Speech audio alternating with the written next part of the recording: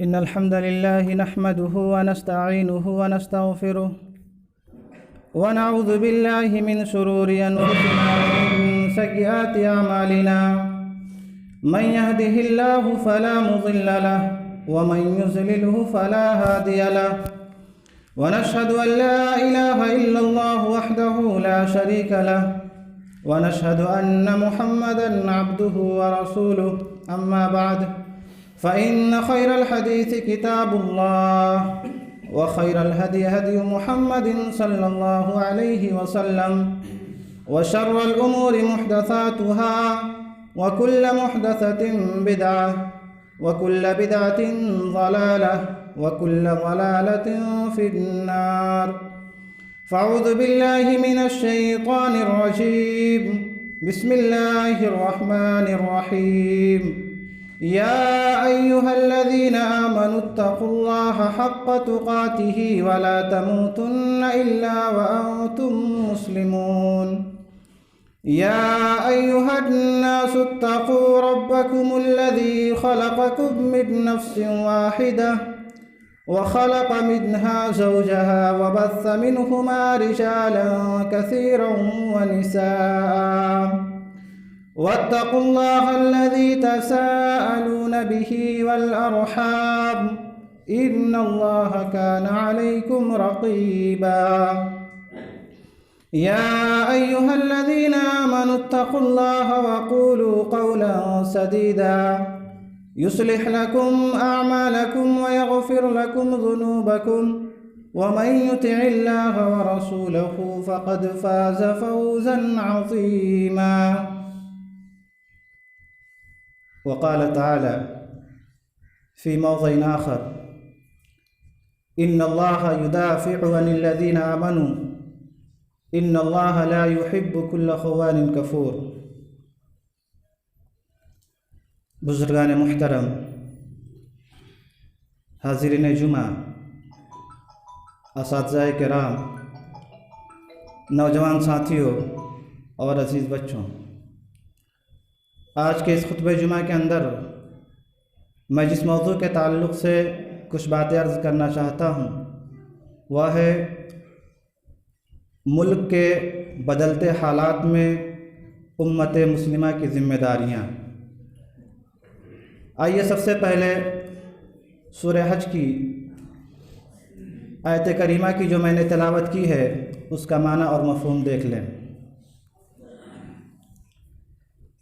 اللہ رب العالمین آیت کریمہ کے اندر فرماتا ہے ان اللہ یدافع عن الذین آمنوا ان اللہ لا يحب كل خوان کفور، کہ بے شک اللہ رب العالمین مومنوں کے جانب سے دفاع کرتا ہے، مومنوں کے جانب سے دفاع کرتا ہے، مومنوں کی حفاظت فرماتا ہے، اور یقیناً اللہ رب العالمین خیانت کرنے والے اور ناشکرے کو پسند نہیں فرماتا ہے۔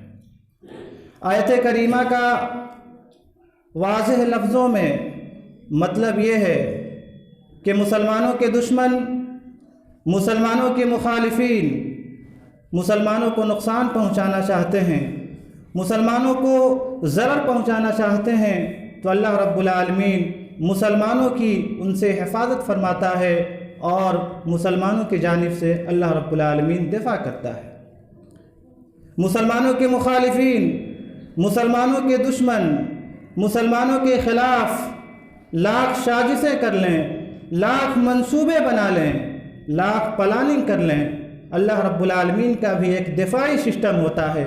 اللہ رب العالمین کا بھی ایک دفاعی سسٹم ہوتا ہے، جس دفاعی سسٹم کے سامنے مسلمانوں کے مخالفین، مسلمانوں کے دشمن کے سارے منصوبے، سارے پلاننگ اور ساری سازشیں ناکام ہو جاتی ہیں۔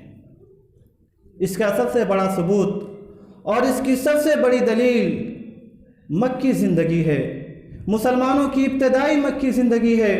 ذرا مکی زندگی کا مطالعہ کیجئے، جہاں مسلمان ایک اقلیت کی حیثیت سے زندگی گزار رہے تھے، ایک بہت بڑی غیر مسلم اکثریت کے درمیان۔ مسلمان وہاں مغلوب تھے، محکوم تھے، وہاں ان کی غیر مسلم اکثریت نے چاہا، مسلمانوں کو ختم کرنا چاہا، اسلام کا خاتمہ کرنا چاہا، پیارے نبی جناب محمد رسول اللہ صلی اللہ علیہ وسلم کا خاتمہ کرنا چاہا۔ انہوں نے چاہا کہ اسلام مکے سے باہر نہ جا سکے، انہوں نے چاہا کہ مسلمان مکے سے باہر نہ جا سکیں، انہوں نے چاہا کہ پیارے نبی جناب محمد رسول اللہ صلی اللہ علیہ وسلم مکے سے باہر نہ جا سکیں، انہوں نے چاہا کہ اسی مکے کے اندر اسلام کا خاتمہ کر دیں، مسلمانوں کے خاتمہ کر دیں، پیارے نبی جناب محمد رسول اللہ صلی اللہ علیہ وسلم کا خاتمہ کر دیں۔ لیکن اور وہ فل پاور میں تھے، ان کے پاس تمام قسم کے اسباب بھی موجود تھے، لیکن اس کے باوجود بھی وہ مسلمانوں کا کچھ بگاڑ نہ سکے۔ مکے کے اندر اسلام دھیرے دھیرے پھیلتا و پھولتا رہا، پیارے نبی جناب محمد رسول اللہ صلی اللہ علیہ وسلم محفوظ رہے اور آپ کے صحابہ محفوظ رہے، پیارے نبی جناب محمد رسول اللہ صلی اللہ علیہ وسلم محفوظ رہے اور آپ کے صحابہ محفوظ رہے۔ ہاں، تھوڑی بہت اذیتیں ضرور اٹھانی پڑی، تھوڑی بہت تکالیف صحابہ کرام اور نبی محترم جناب محمد رسول اللہ صلی اللہ علیہ وسلم کو ضرور ملی، لیکن جس پیمانے کا انہوں نے اسلام کا مسلمانوں کو نقصان پہنچانا چاہا، اس سے وہ لوگ قاصر رہے، اس میں وہ لوگ ناکام و نامراد رہے۔ میرے محترم بھائیوں، آج ملک ہندوستان کے اس تیزی کے ساتھ بدلتے ہوئے حالات نے آج ملک ہندوستان کے مسلمانوں کو بالکل بے چین کر دیا ہے۔ ابھی دیکھیے کہ بابری مسجد کا بھی زخم سوکھا بھی نہ تھا کہ کچھ دنوں پہلے حکومت نے ایک ایسا بل پاس کیا ہے NRC، جو اس ملک کے قانون کے خلاف ہے، اس ملک کے دستور کے خلاف ہے، اس ملک کے آئین کے خلاف ہے۔ خلاف اس لیے ہے کہ اس بل کا مقصد اور ہدف اور ٹارگٹ صرف اور صرف مسلمان ہے، اور اس ملک کا دستور آرٹیکل نمبر 15 کے تحت اس ملک کا دستور، اس ملک کا آئین مذہب کے بنیاد پر، ریلیجیس کے بنیاد پر، دھرم کے بنیاد پر یہاں کے رہنے والے باشندوں کے درمیان، یہاں کے رہنے والے لوگوں کے درمیان کسی بھی قسم کی امتیازی سلوک، کسی بھی قسم کے بھید بھاؤ کی گنجائش نہیں دیتا ہے، اور یہ بل سراسر مسلمانوں کے خلاف ہے۔ آج حکومت کیا چاہتی ہے، مسلمانوں کے تعلق سے حکومت کے کیا رویے ہیں، یہ بات بالکل واضح ہے۔ مسلمانوں کے تعلق سے حکومت مسلمانوں کو کس نظریے سے دیکھ رہی ہے، یہ بات ڈھکی چھپی نہیں ہے۔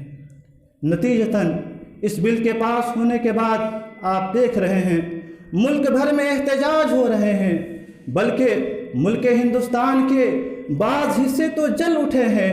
تیری دور رہبری میں یہی صبح شام ہوگا، تیری دور رہبری میں یہی صبح شام ہوگا، کہیں بستیاں جلیں گی، کہیں قتل عام ہوگا۔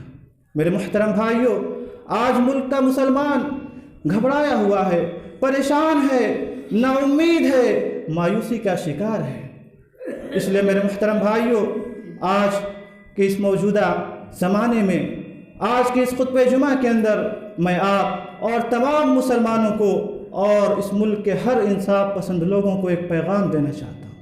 میرے محترم بھائیوں، ایک بات یاد رکھیے، یہ بات یاد رکھیے کہ حالات چاہے ہمارے وہ حق میں ہوں، حالات چاہے ہمارے وہ فیور میں ہوں، چاہے ہمارے خلاف ہوں، حالات کو اس نظریے سے مت دیکھیے، حالات کو اس نظر سے مت دیکھیے کہ یہ حالات دشمن کے بنائے ہوئے حالات ہیں۔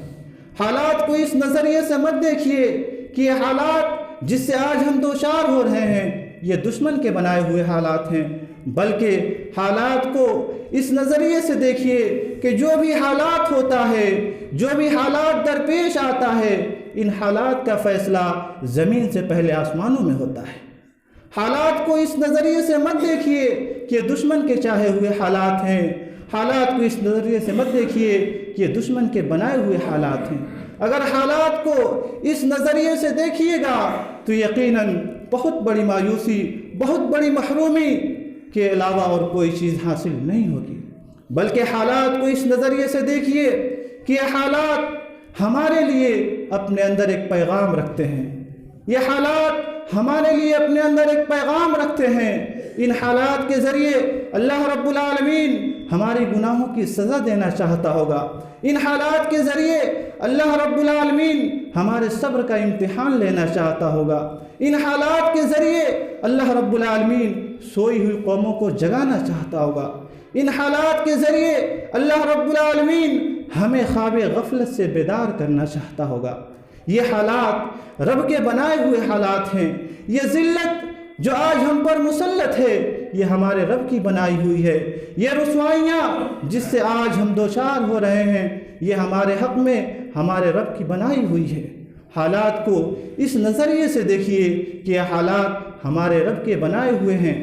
اگر حالات کو اس نظریے سے دیکھیے گا تو یقیناً ایک امید کی کرن نظر آئے گی، حالات کو اس نظریے سے دیکھیے گا تو یقیناً ایک امید کی کرن نظر آئے گی، وہ یہ کہ جس رب نے جس رب نے آج ہمیں ذلت و رسوائی سے دوچار کیا ہے، جس رب نے آج ہمیں زوال سے دوچار کیا ہے، جس رب نے آج ہم پر ذلت و رسوائی مسلط کیا ہے، اس رب کا ہو جاؤ، اس رب کو منا لو، اس رب کو خوش کر لو، یقیناً حالات خود بخود درست ہو جائیں گے۔ قرآن کہتا ہے صاف لفظوں میں وَلَا تَهِنُوا وَلَا تَحْزَنُوا وَأَنْتُمُ الْأَعْلَوْنَ إِن كُنتُم مُؤْمِنِينَ کہ لوگوں، مسلمانوں کمزور نہ پڑو۔ بہت بڑے زخم آئے تھے جنگ احد میں، 70 صحابہ شہید ہو گئے، پیارے نبی جناب محمد رسول اللہ صلی اللہ علیہ وسلم کے دندان مبارک شہید ہو گئے، جیتی ہوئی جنگ مسلمان ہار گئے، بہت بڑے زخم آئے تھے۔ ایسے موقع پر مسلمانوں کو حوصلہ دیتے ہوئے کہا گیا کہ مسلمانوں کمزور نہ پڑو، ہمت نہ ہارو، غم نہ کرو، اور یہ سبق یاد رکھو، اور یہ سبق یاد رکھو وَأَنْتُمُ الْأَعْلَوْنَ إِن كُنتُم مُؤْمِنِينَ کہ مسلمانوں تم ہی غالب رہو گے، تم ہی غالب رہو گے، بشرطے کہ تم واقعی مومن بن جاؤ۔ اگر واقعی تم مومن بن گئے تو غلبہ تمہارا ہی مقدر ہے۔ میرے محترم بھائیوں، آپ یقین جانیے جب اہل ایمان اللہ پر توکل کرتے ہیں، اللہ پر بھروسہ کرتے ہیں، اللہ رب العالمین کے ہو جاتے ہیں، اللہ رب العالمین کے قریبی بندے بن جاتے ہیں، اللہ رب العالمین کی توحید کو اپنے دلوں میں پیوست کر لیتے ہیں، تو پھر وہ اللہ کے علاوہ دنیا والوں کے سامنے اس طرح سے بے خوف اور نڈر ہو کر آتے ہیں کہ پھر اللہ کے سوا دنیا کی کوئی بھی طاقت و قوت ان کو نہیں ڈرا سکتی ہے۔ اللہ رب العالمین قرآن کریم کے اندر فرماتا ہے الذین قال لهم الناس ان الناس قد جمعوا لكم فاخشوهم فزادهم ایمانا کہ جب اہل ایمان سے لوگ کہتے ہیں کہ مسلمانوں تمہارے خلاف سازشیں ہو رہی ہیں، تمہارے خلاف دشمن اکٹھا ہو رہے ہیں، تو ان باتوں کو سن کر اہل ایمان ڈرنے نہیں لگتے ہیں، اہل ایمان ان کی یہ باتیں سن کر کانپتے نہیں ہیں، بلکہ یہ باتیں اہل ایمان کے ایمان میں اور اضافہ کر دیتی ہیں۔ اہل ایمان کے ایمان میں ان باتوں کو سننے کے بعد اور زیادتی پیدا ہو جاتی ہے، اور اہل ایمان کہتے ہیں حسبنا اللہ ونعم الوکیل، ہمارے لیے تو بس اللہ رب العالمین ہی کافی ہے، ہمارے لیے تو صرف اللہ رب العالمین ہی کافی ہے، اور وہ بہترین کارساز ہے۔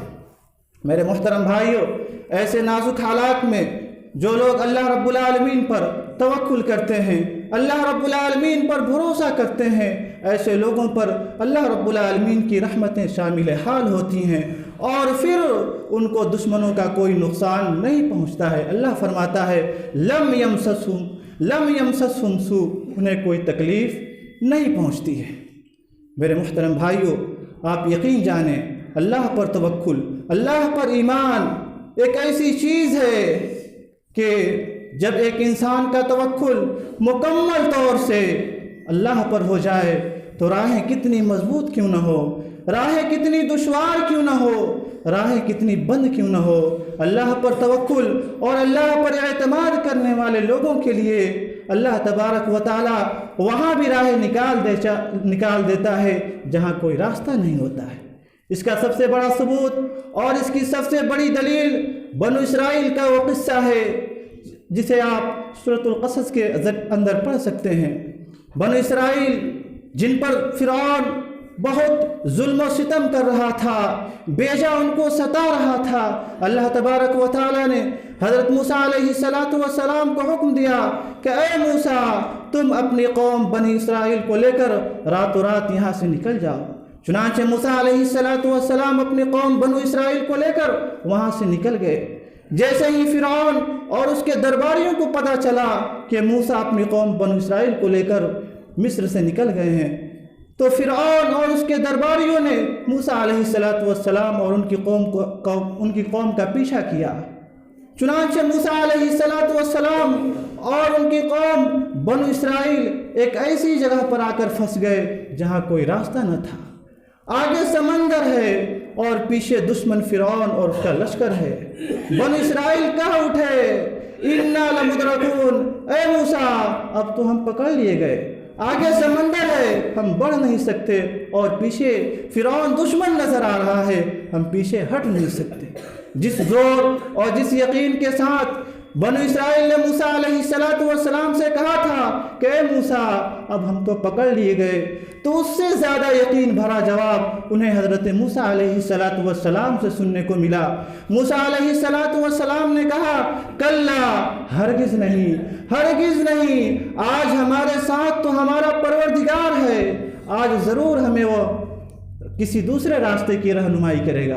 کوئی راستہ نہیں تھا، لیکن موسیٰ علیہ السلام نے قوم بنو اسرائیل کو تسلی دیتے ہوئے کہا کہ ہرگز نہیں، آج ہمارے ساتھ ہمارا پروردگار ہے، وہ ضرور کوئی نہ کوئی راہ نکالے گا۔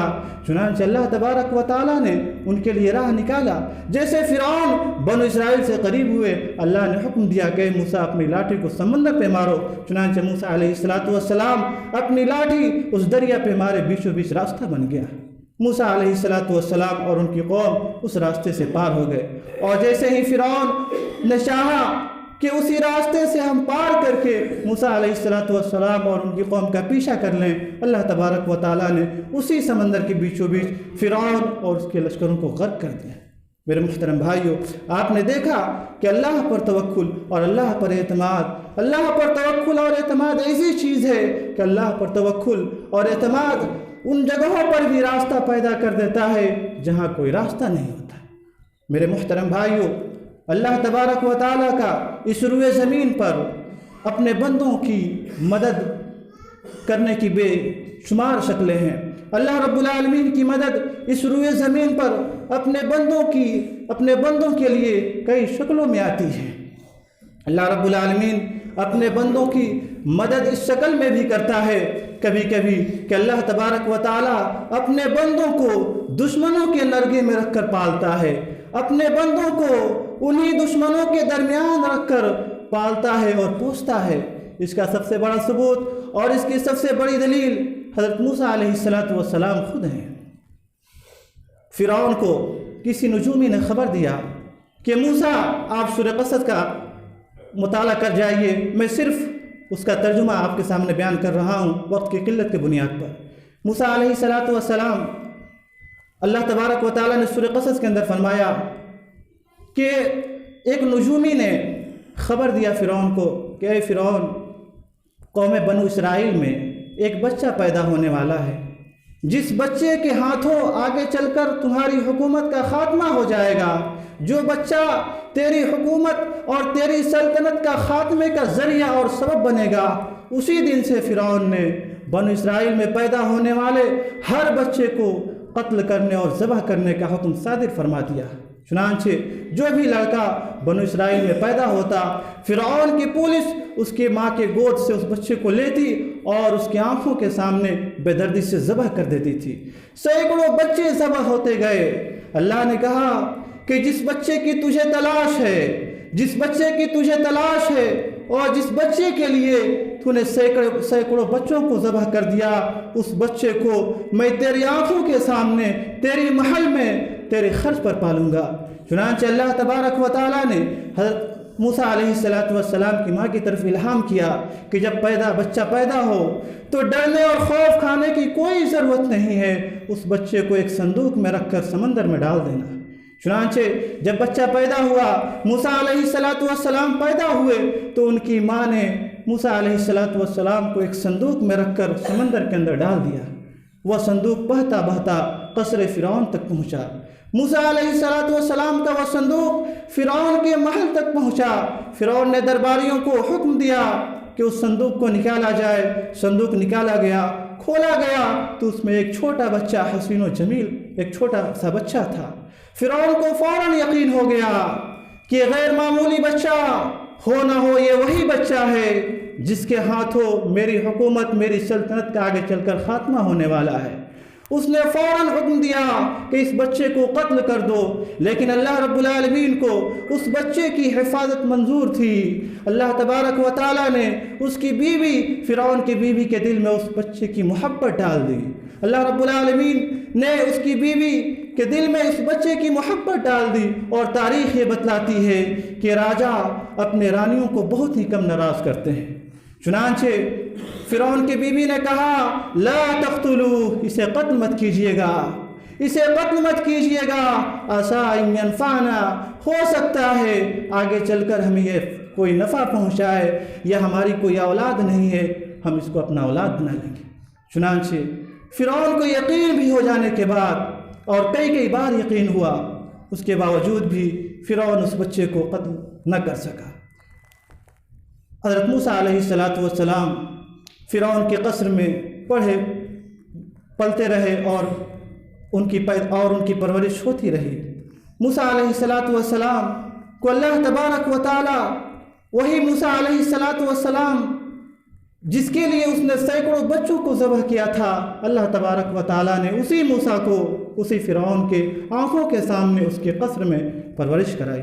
میرے محترم بھائیوں، آپ نے دیکھا اللہ رب العالمین کی مدد کی ایک شکل یہ بھی ہوتی ہے کہ اللہ رب العالمین اپنے بندوں کو دشمنوں کے نرغے میں رکھ کر بھی صحیح سلامت اس کی پرورش کراتا ہے۔ اللہ رب العالمین کی مدد کی ایک شکل یہ بھی ہے، اللہ رب العالمین کی غیبی مدد اس صورت میں بھی آتی ہے کہ اللہ تبارک و تعالی دشمنوں کے صفوں میں ہمارا ہمدرد اور ہمارا خیر خواہ پیدا کر دیتا ہے۔ کبھی کبھی اللہ رب العالمین دشمنوں کے صفوں میں ہمارا ہمدرد اور ہمارا خیر خواہ پیدا کر دیتا ہے۔ اس کا سب سے بڑا ثبوت اور اس کی سب سے بڑی دلیل آپ مکی زندگی کا مطالعہ کیجئے، مسلمانوں کی ابتدائی مکی زندگی کا مطالعہ کیجئے۔ مشرکین مکہ نے مسلمانوں کا بائیکاٹ کر دیا، سوشل اور سماجی بائیکاٹ کر دیا، اور یہ اعلان کر دیا کہ مسلمانوں سے کوئی بات چیت نہ کرے، مسلمانوں کے ساتھ کوئی کھانا پینا نہ کرے، مسلمانوں سے کوئی بزنس نہ کرے، مسلمانوں کے ساتھ کوئی شادی بیاہ نہ کرے۔ چنانچہ مسلمان شیب ابی طالب میں محشور کر دیے گئے۔ اور میرے محترم بھائیوں، میں آپ کو بتلاؤں کہ آج جس ڈیٹینشن سینٹر کی بات کی جا رہی ہے، یہ شیب ابی طالب اس ڈیٹینشن سینٹر سے کم نہیں تھا۔ مسلمان شیب ابی طالب میں محشور کر دیے گئے، اور اس حصار کے درمیان صحابہ کرام نے فقر و فاقہ اور بھوک مری کی ایسی اذیتیں اور ایسی تکالیف برداشت کی کہ تاریخ کے اس پنے کو پلٹنے کے بعد، تاریخ کے اس پنے کو پڑھنے کے بعد اور سننے کے بعد رونگٹے کھڑے ہو جاتے ہیں۔ خود صحابہ بیان کرتے ہیں کہ اس حصار کے دوران ہم نے بھوک مری اور فقر و فاقہ کی ایسی تکالیفیں برداشت کی کہ جب ہمیں کھانے اور پینے کی کوئی چیز نہ ملتا تو ہم درخت کے پتے اور درخت کے چھالے چباتے، درخت کے پتے اور چھالے چبا چبا کر ہماری حالت یہ ہو گئی تھی کہ جب ہم قضائے حاجت کے لیے جاتے، جب ہم پیشاب و پخانہ کے لیے جاتے تو ہماری قضائے حاجت، ہمارا پیخانہ بھی جانوروں کی طرح ہوا کرتا تھا۔ اللہ اکبر! کیسے سہتے رہے، اور یہ آزمائش مسلسل 3 سال تک رہی۔ کیسے سہے صحابہ؟ جانتے ہیں یہ آزمائش کیسے ختم ہوئی؟ یہ آزمائش کیسے ختم ہوئی؟ اللہ رب العالمین نے انہی دشمنوں کے صفوں میں ہمارا ایک ہمدرد کھڑا کر دیا۔ مطعم بن عدی جیسا انسانیت نواز شخص کھڑا ہوتا ہے اور کہتا ہے کہ مکہ والو سنو، محمد سے ہمارا مذہبی اختلاف تو ہو سکتا ہے، لیکن تم نے ظلم کی حد کر دی، تم انہیں کھانے نہیں دیتے، تم انہیں پینے نہیں دیتے، تم نے ظلم کی حد کر دی۔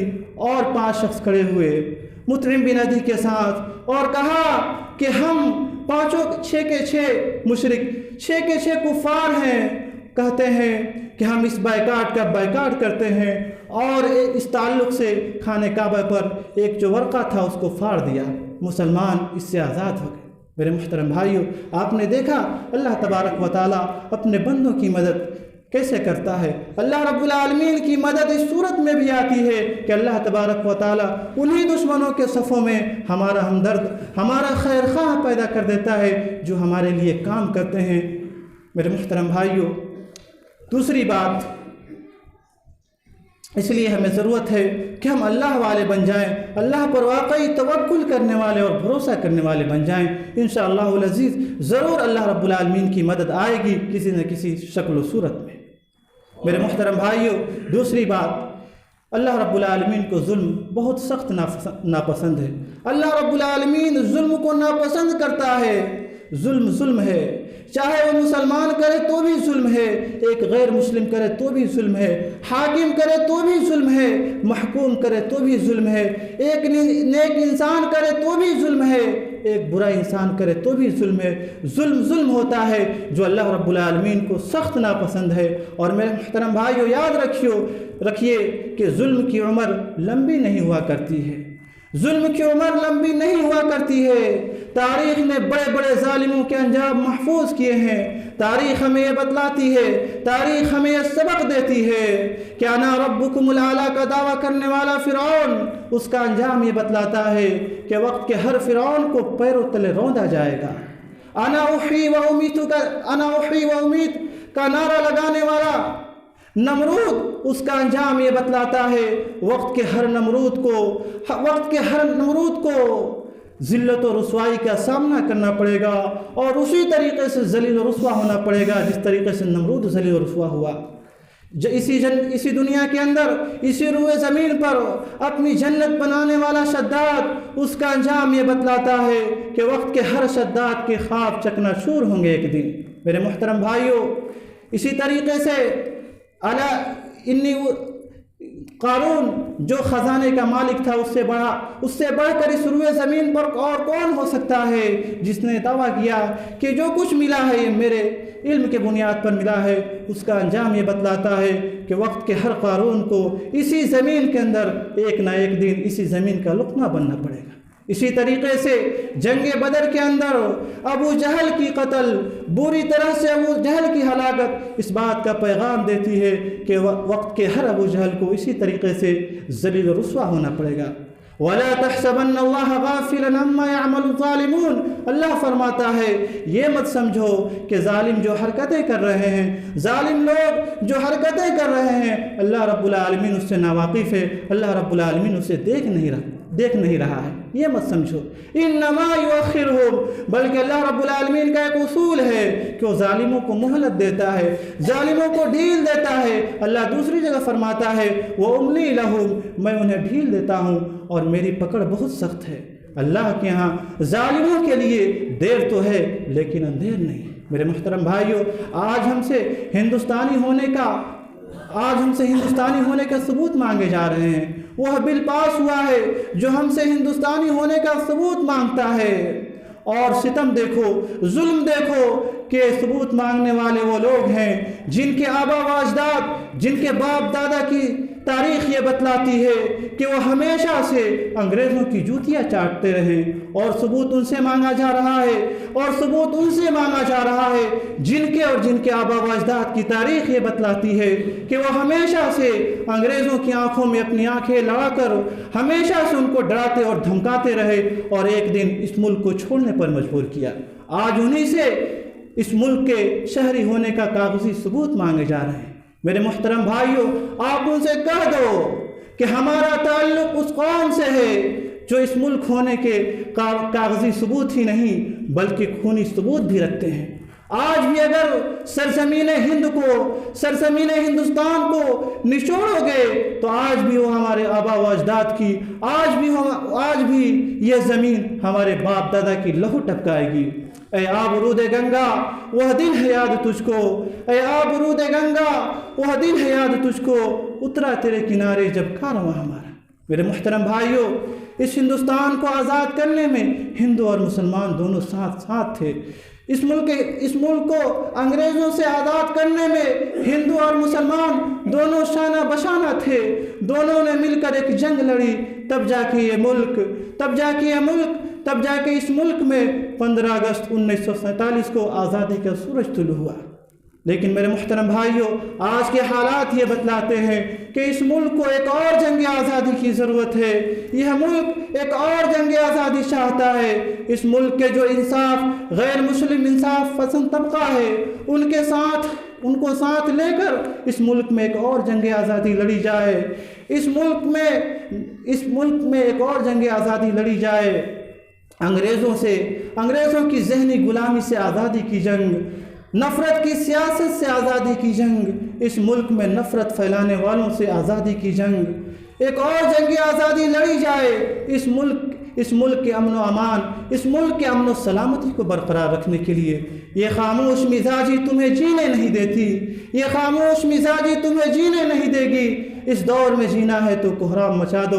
علامہ اقبال نے کہا تھا کہ یہ خاموشی آخر کہاں تک؟ لفظ پہ فریاد پیدا کرو، لفظ پہ فریاد پیدا کرو، زمین پہ تو ہو اور تیری صدا ہو آسمانوں میں۔ میرے محترم بھائیوں، آج ضرورت ہے کہ اس ملک کے غیر مسلم جو انصاف پسند طبقہ ہے اور ایک بہت بڑی تعداد ہے، صحافیوں میں، پترکاروں میں ایک انصاف پسند طبقہ ہے، اسی طریقے سے سیاستدانوں میں بھی آج ایک انصاف پسند طبقہ ہے جو آج بھی ہمارے لیے، ہمارے حقوق کے لیے لڑتے ہیں، جو آج بھی ہمارے لیے اپنی آوازیں بلند کرتے ہیں۔ آج بھی اس ملک میں مطعم بن عدی جیسے لوگ موجود ہیں، آج بھی اس ملک میں ابو طالب جیسے لوگ موجود ہیں جو آج بھی مطعم بن عدی کا کام کرتے ہیں۔ آج بھی اس ملک میں بہت سارے ایسے لوگ موجود ہیں جو آج اس ملک میں ہمارے لیے، ہمارے حقوق کے لیے لڑتے ہیں۔ میرے محترم بھائیوں، ضرورت ہے کہ ہم اپنے معاشرے کے مطعم بن عدی جیسے لوگوں کو تلاش کریں۔ آج ضرورت ہے کہ ہم اپنے معاشرے کے ابو طالب جیسے لوگوں کو تلاش کریں۔ آج ضرورت ہے کہ ہم اپنے معاشرے کے ہمدرد، خیر خواہ، ناصح اور امن پسند جیسے لوگوں کو تلاش کریں اور ان کو ساتھ لے کر اپنی قوت دکھلائیں، اپنی قوت اور طاقت دکھلائیں اور اس ظالمانہ قانون کے خلاف اپنا مقدمہ دائر کریں، اس ظالمانہ قانون کے خلاف اپنا احتجاج درج کروائیں۔ آج ملک بھر میں احتجاج ہو رہے ہیں، میرے محترم بھائیوں، یاد رکھیے کہ بسا اوقات یہ حکومت صرف ایک ہی زبان سمجھتی ہے اور وہ ہے احتجاج کی زبان۔ بسا اوقات اپنی بات کو حکومت تک پہنچانے کے لیے احتجاج، اور اپنی بات اور اپنی میسج کو حکومت تک پہنچانے کے لیے احتجاج ضروری ہوتا ہے۔ میرے محترم بھائیوں، ہمیں چاہیے کہ اپنے حقوق کے لیے جہاں تک ہو سکے ہم کوشش کرتے رہیں اور اس کوشش کو جاری رکھیں۔ میرے محترم بھائیوں، آپ دیکھ رہے ہیں ملک کی معیشت کا کیا حال ہے۔ آج ملک کی معیشت کا کیا حال ہے، آج ضروریات زندگی کتنی مہنگی ہوتی جا رہی ہے، اور ایسے میں اس ملک پر NRC جیسا بوجھ لادا جا رہا ہے۔ آپ کو معلوم ہے کہ صرف ایک آسام، ایک اسٹیٹ میں NRC کا جب سلسلہ چلا تو کتنا بڑا خرچ آیا تھا۔ آپ اس کی تفصیلی معلومات نیٹ اور گوگل کے ذریعے کر سکتے ہیں، بہت بڑا خرچ آیا تھا۔ تو جب یہ NRC پورے ملک میں لاگو ہوگا تو کتنا بڑا خرچ آئے گا، آپ خود سوچ سکتے ہیں۔ میرے محترم بھائیوں، حقیقت یہ ہے کہ حکومت کا کام ضروریات زندگی فراہم کرنا ہے، نہ کہ حکومت کا کام جینے کا حق چھیننا ہے۔ اس کے ساتھ ہی ساتھ میں اپنے نوجوان بھائیوں سے یہ کہنا چاہوں گا کہ اپنے دستاویز درست کر لیں، اپنے دستاویز درست کر لیں۔ ہم چاہیں نہ چاہیں جو ہونے والا ہے وہ ہو کر ہی رہے گا، لیکن باڑھ آنے سے پہلے باندھ لیا جائے تو یہ کارآمد ہوگی۔ باڑھ آنے کے بعد اگر ہم باندھنے کی کوشش کریں گے تو یہ فائدہ مند ثابت نہیں ہوگی۔ اس لیے کہ ہمیں اسباب بھی اختیار کرنا ہے، ہمیں تدبیر بھی اختیار کرنا ہے اور اللہ پر توکل بھی کرنا ہے، کیونکہ یہی ہماری شریعت کی تعلیم ہے۔ اللہ کے رسول نے کہا کہ اپنے اونٹ کو اچھی طرح سے باندھ لو، پھر جا کے اللہ پر توکل کرو۔ اس لیے ہمیں چاہیے کہ جہاں تک ہو سکے جو اسباب ہو سکے ہم اس کی تیاری کریں اور پھر اللہ پر توکل کریں۔ اللہ پر توکل اگر یوں ہی بیٹھے رہے اور کہ جو ہونا ہوگا، جو ہونے والا ہوگا وہ ہو کر ہی رہے گا اور کچھ نہ کریں، یہ توکل کے خلاف ہے، یہ توکل کے خلاف ہے۔ اور اس کے ساتھ ہی ساتھ ایک آخری بات میں بیان کر کے اپنی بات کو ختم کرنا چاہتا ہوں کہ میرے محترم بھائیوں، اس تعلق سے ہمارے اندر جو عقیدے کی کمیاں ہیں، اخلاقی جو کمیاں ہیں اور عقیدے اور اخلاق کے تعلق سے ہمارے اندر جو کوتاہیاں ہیں، ہم اس کو دور کرنے کی کوشش کریں، ہم اس کو اپنے اندر سے ختم کرنے کی کوشش کریں۔ اس لیے کہ اور اخلاق اور عقیدے کے تعلق سے ہمیں عمر بن خطاب رضی اللہ تعالیٰ عنہ کا وہ قول کبھی بھی نہیں بھولنا چاہیے۔ عمر بن خطاب رضی اللہ تعالیٰ عنہ نے کہا تھا کہ ہم اس دنیا کے سب سے ذلیل ترین قوم تھے، آج جو ہمیں عزت یہ ملی ہے اسی ایمان اور اسی اسلام کے بنیاد پر ملی ہے۔ اور جو شخص اسلام اور ایمان کو چھوڑ کر کسی دوسری جگہ عزت تلاش کرے گا پھر اللہ رب العالمین اس کو ذلیل و خوار کر دے گا۔ اسی طریقے سے ہمیں چاہیے کہ ہم بہترین اخلاق کا نمونہ پیش کریں، اخلاق سے اس حالات کا مقابلہ کریں، اس لیے کہ اخلاق ایسی چیز ہے کہ بڑے بڑے دشمنوں کا دل اخلاق کے ذریعے سے جیتا جا سکتا ہے۔ یہی وہ اخلاق تھا کہ جب ابو بکر صدیق رضی اللہ تعالیٰ عنہ مشرکین مکہ کی تکالیف سے پریشان ہو کر جب وہاں سے حبشہ کی طرف ہجرت کرنے کا ارادہ کرنا شروع کیے تو ابن دغنہ نامی شخص کھڑا ہوا اور کہا کہ اے ابو بکر کہاں کا ارادہ ہے؟ ابو بکر صدیق رضی اللہ تعالیٰ عنہ نے کہا کہ میری قوم یہاں پر رہ کر کھلے طور پر عبادت کرنے کی اپنی رب کی اجازت نہیں دیتی ہے، میری قوم یہاں سے نکال رہی ہے۔ تو ابن دغنہ نے اس وقت جو بات کہی تھی میرے محترم بھائیو آپ غور سے سنیں، ابن دغنہ نے کہا تھا مثلک یا ابا بکر، مثلک یا ابا بکر لا یخرج ولا یخرج، اے ابو بکر آپ جیسے لوگ نہ تو یہاں سے خود سے جا سکتے ہیں اور نہ ہی آپ جیسے لوگوں کو اس ملک سے نکالا جا سکتا ہے۔ انہیں چند باتوں پر میں اس امید کے ساتھ اور اس دعا کے ساتھ اپنی بات کو ختم کرنا چاہتا ہوں کہ اللہ العالمین ہمارے اندر جو کوتاہیاں ہیں ان کی اصلاح کرنے کی توفیق عطا فرما۔ میرے محترم بھائیوں اگر ہم نے ان باتوں کو سنا